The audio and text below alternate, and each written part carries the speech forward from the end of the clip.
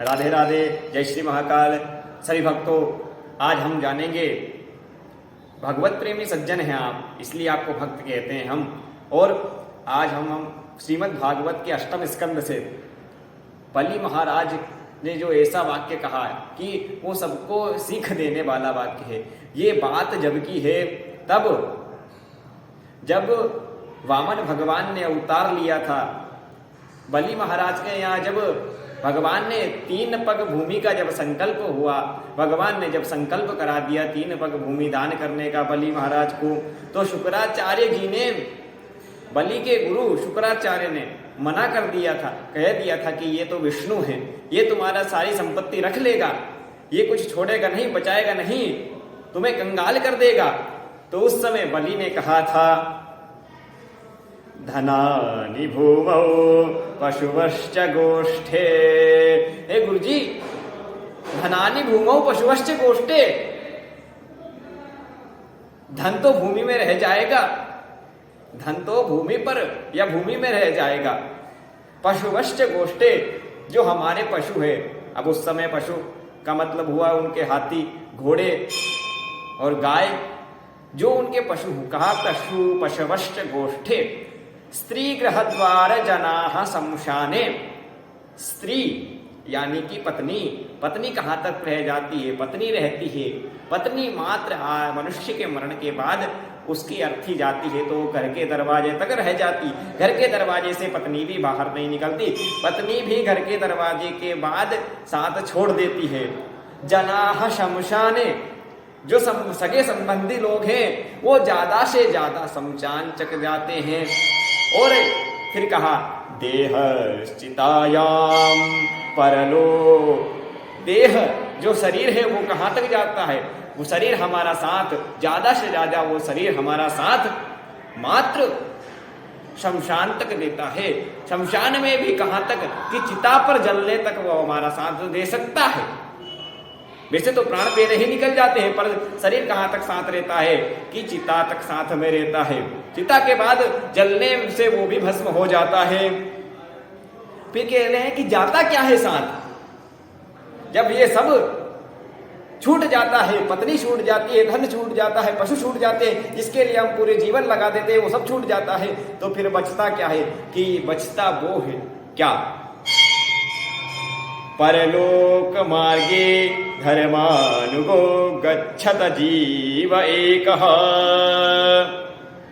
परलोक के मार्ग में, जो परलोक का मार्ग है, उसमें मनुष्य के साथ, मात्र जीवात्मा के साथ एक ही जाता है। क्या है वो? कि वो कर्म है। कर्म का फल और कर्म, केवल और केवल कर्म ही मनुष्य के साथ जाता है। तो गुरुदेव से उनने कह दिया था, गुरुजी अब तो मैंने संकल्प कर लिया है, और वैसे भी धनानि भूमौ पशुवश्च गोष्ठे स्त्री गृह द्वार जनाः शमशाने देहश्चितायाम परलोक मार्गे धर्मानुगो गच्छत जीव एकः। कि गुरुजी ये सब तो यहीं पर रह जाएगा, और गुरुदेव हमारे घर तो हरि मांगने आए हैं। अगर हमारे घर हरि मांगने आए हैं तो फिर वो चाहे हमारा सब कुछ ही क्यों ना ले लें, तो भी हम उनसे कुछ छुपाएंगे नहीं, हम अपने वचन से मुकरेंगे नहीं, हम उनको सर्वस्व दान दे देंगे।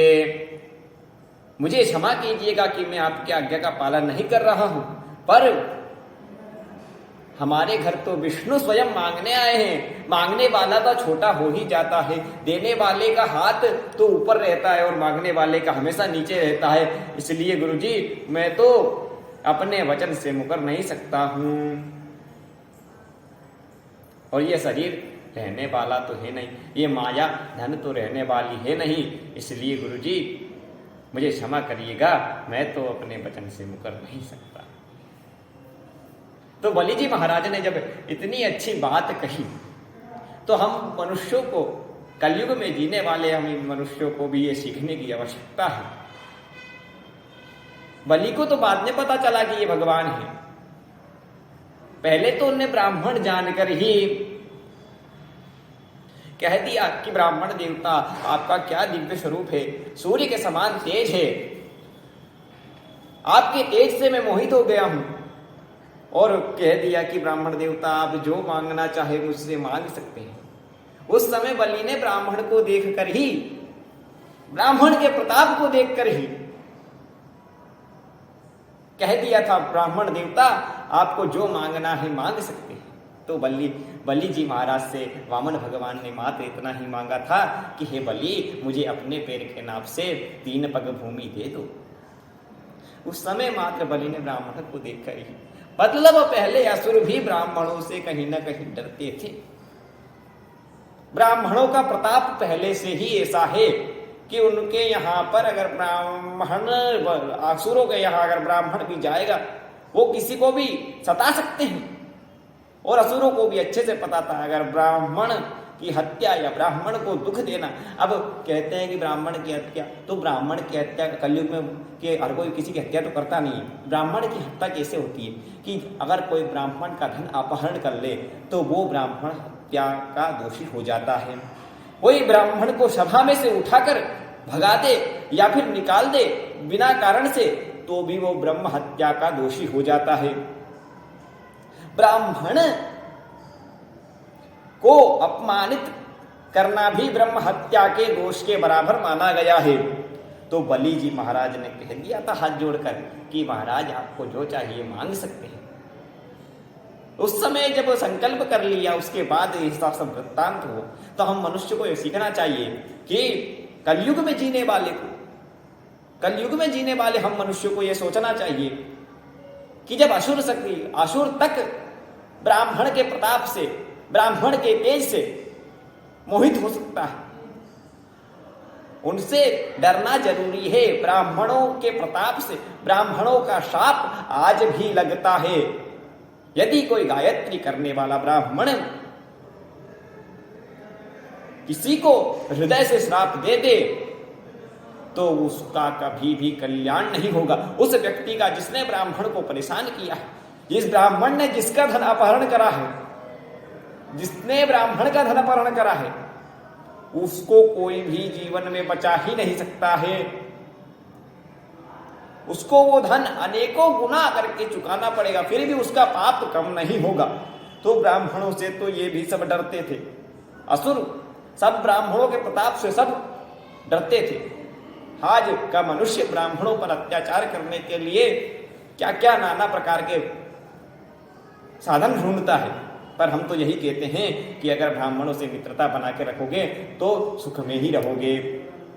क्योंकि डॉक्टर सोचता है कि ये बीमार हो जाए तो मेरी दुकान चले, पुलिस सोचती है कि ये लड़ जाए तो मेरा काम चलेगा, पर ब्राह्मण सोचता है हमारे यजमान खुश रहें तो हम भी खुश रहेंगे, हम भी प्रसन्न रहेंगे। मात्र ब्राह्मण एक ऐसा व्यक्ति है जो समाज के बारे में सभी के लिए मंदिरों से आवाज निकलती है, विश्व का कल्याण हो। इसलिए हमको भी मनुष्य को ये सोचना चाहिए कि धनानि भूमौ पुष्पश्च गोष्ठे, ये सब तो संसार में रह जाएगा हमारा कर्म, तो धर्म पुण्य करते रहें और इससे आप अपने जीवन में उतारें, ऐसी कामना रखते हुए मैं आपसे विदा लेता हूँ। जय माता।